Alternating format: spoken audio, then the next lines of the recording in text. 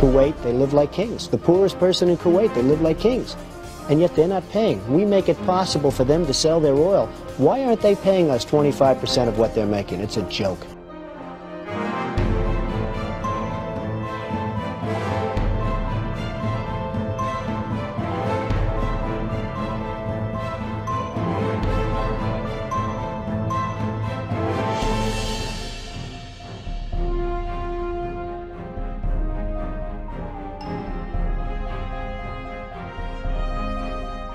Why didn't we say, we want 50% of your oil forever, or we're not letting you go back in?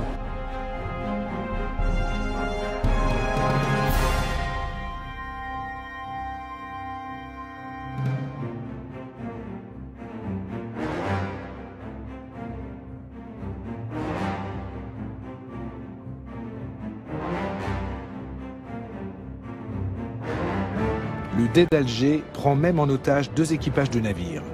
Ils réclament 60 000 $ pour leur libération ou menacent d'en faire des esclaves.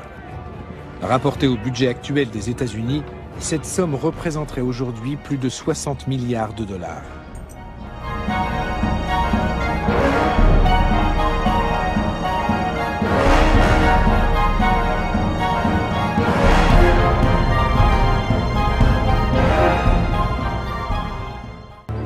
Nous les avons achetés.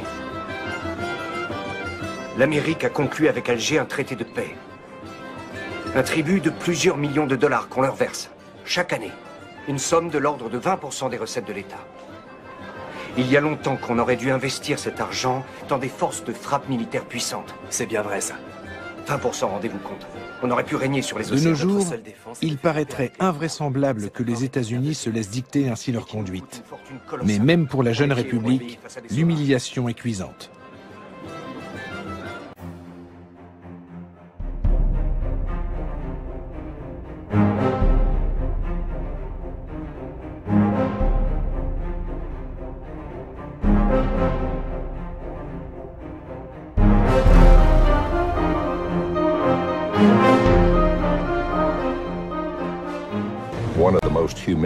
En 1795, les États-Unis ont connu un épisode particulièrement humiliant.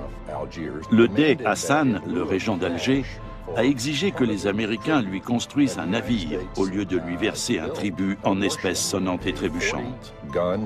Il devait livrer à Alger une frégate d'une 40aine de canons doublés de cuivre. Le président George Washington a écrit qu'il en avait été extrêmement mortifié.